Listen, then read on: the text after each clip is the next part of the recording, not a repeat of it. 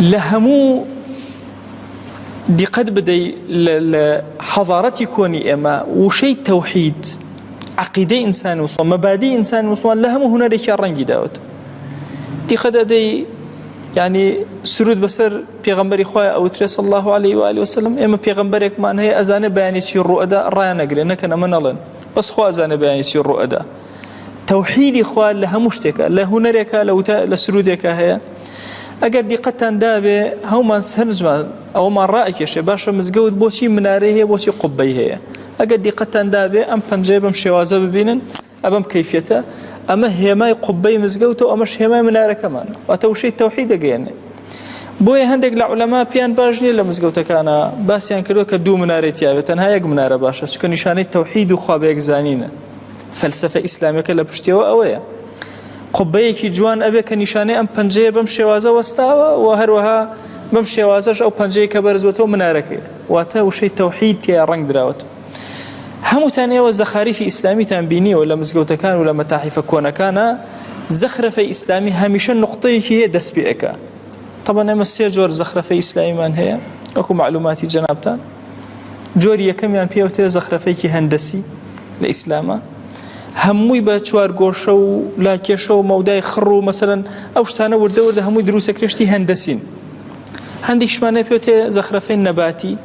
قلو أنواع مثلا قلا لم لا دروس كري هم قربالة خكري أول زخرفي دوهما زخرفي حيواني شيء كلام أخيرانا وطبعا دروزو صاري بيان صتكاني كوتشي وردو لناو فرشو أوانا زخرفي بابلان حيواني دروز بو جورق لأجل جورق لإنسان جورق لوانتي دروس كري أمس جور زخرفة هرسيك يعني إسلامية كأساسك أقرته بو أصلي التوحيد تيا چونکە هەر هەمویان نقطەیەکی هەیە بۆیە ئەگەر دیقەتتان دابێت زۆرینەی زەخرەفە ئیسلامیەکان ناوەڕاستەکەی وردی کەرەوە شتێکی خڕ دەرەچێت ئیتر لە دەور و دەرەوە پەل ئەو کتێب بۆ ئەم لا ئەو لا ئەوەش نیشانەی ئەو تەوحیدە بۆ کە تیانە ڕاگیر کردووە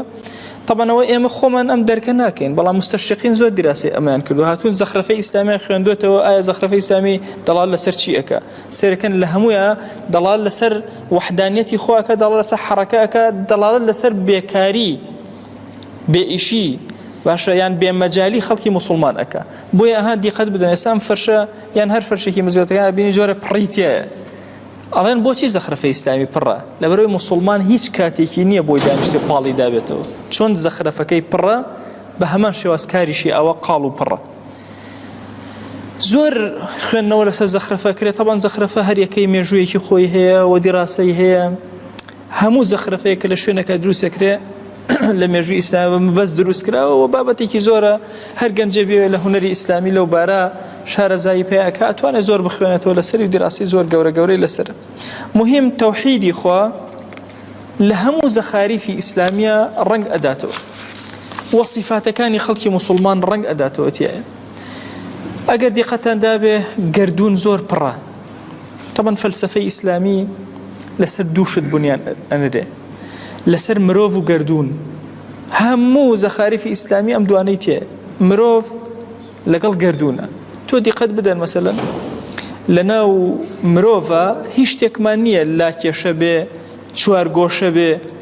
بويا لناو بناي إسلامية هیچ تكمانية لاكي شو چوار گوشه نه پنجره اكمان نه درگاه اكمان همو أقواصة وكو إنسان چون شانه كاني قوصن بهمان شواز فلسفة إنسان اللي يرنق أداته قربالخي كون ببينه بوهم قربالخي بالضبط لنا فلسفة إسلامي وحضارة إسلامي فن إسلامي إخوانيته قربالخي إنسان بخوان روا يعني أسوأ بس سير الرقو الدماري إنسان كتشون هاتو ورشتو بناويكا لنا زخرفة إسلاميات وإخوانيته وهي فلسفة إسلامي بالطوابيل رنق داوته لنا وشيا لنا فن إسلامية لنا حضارتي فن إسلامية